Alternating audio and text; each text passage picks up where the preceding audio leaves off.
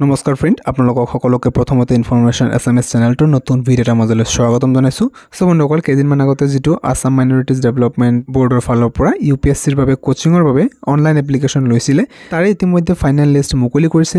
গতিকে যিসকল কেণ্ডিডেটৰ ইয়াতে নাম আহিছে তেওঁলোকে এতিয়া কি কৰিব লাগিব সম্পূৰ্ণ ডিটেইলছ আপোনালোকক ভিডিঅ'টোত বুজাই দিয়াৰ চেষ্টা কৰিম। ভিডিঅ'টো প্ৰথমৰ পৰা একেবাৰে শেষলৈকে নিশ্চয়কৈ চাই থাকিব। সো এইখন হৈছে ইয়াৰ লিষ্টখন, আপোনালোকে চাব পাৰে। ভিডিঅ'টো অকণমান আপোনালোকে অলপ দিগদাৰো পাব পাৰে, কাৰণ এইটো পেজটো এটা হৰাইজণ্টেলি অহা নাই, ভাৰ্টিকেলভাৱে আহি আছে।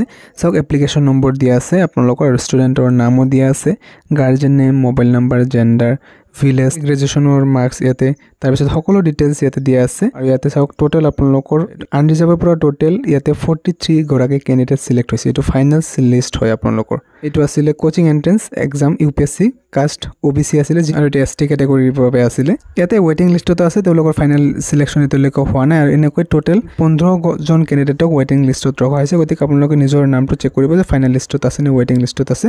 আপোনালোকে ভিডিঅ' ডেছক্ৰিপশ্যনত ইয়াৰ PDF পাই যাব, আপোনাৰ লিংকটো তাৰ পৰা ডাউনলোড কৰি চেক কৰিব পাৰিব। Final list of the selected candidate and the ৱেইটিং list for the admission to coaching UPSC for the financial year 2023-24 has been attested and uploaded. All the candidates are requested to attend the office of the Assam Minorities Development Board, যিটো RGB ৰোডত আছে গুৱাহাটী, নিয়াৰ Sinha lodge, Ganeshguri.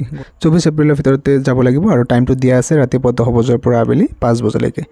চ' ইয়াতে you are also' requested to bring demand draft কাটিব দিছে। চাওক আপোনালোকে 48,400 ৰুপিছৰ দিছে in favour of director Assam minorities development board, payable at Dispur Guwahati, and also' bring 1 non judicial stamp paper. তাৰ লগতে নন জুডিচিয়েল ষ্টেম্প পেপাৰ মানে 100 টকাৰ দলিল এখন লৈ যাব দিছে।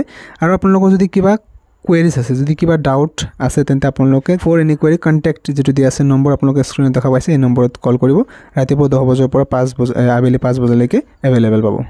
চ' যিসকল কেণ্ডিডেটৰ ইয়াতে নাম আহিছে, ফাইনেল চিলেক্ট হৈছে, আৰু যিসকল ৱেইটিং লিষ্টত আছে তেওঁলোকক সকলোকে যাবলৈ ইয়াতে নিৰ্দেশ দিয়া হৈছে। চ' যদি আপোনালোকে ইয়াৰ বাবে কোচিংটো কৰিম বুলি ভাবিছে, তেন্তে আপোনালোকে 24 এপ্ৰিলৰ তাৰিখৰ আগতেই এই অফিচলৈ যাব কৈছে।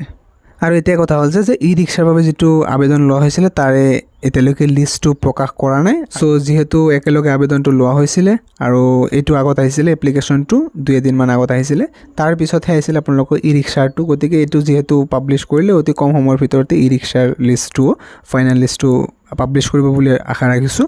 গতিকে যেতিয়াই পাব্লিছ কৰে আপোনালোকক নিশ্চয়কৈ ভিডিঅ'ৰ দ্বাৰা জনাই দিয়া হ'ব। আপোনালোকে চেনেলটো নিশ্চয়কৈ যদি ছাবস্ক্ৰাইব কৰা নাই এতিয়াও ছাবস্ক্ৰাইব কৰি ৰাখিব পাৰে। চ' আজিৰ ভিডিঅ'টো ইমানেই সামৰিছোঁ। যদি ভিডিঅ'টো ভাল পাইছে নিশ্চয়কৈ লাইক এটা কৰি ৰাখিব। পুনৰবাৰ নতুন ভিডিঅ'ত লগ পাম। ধন্যবাদ।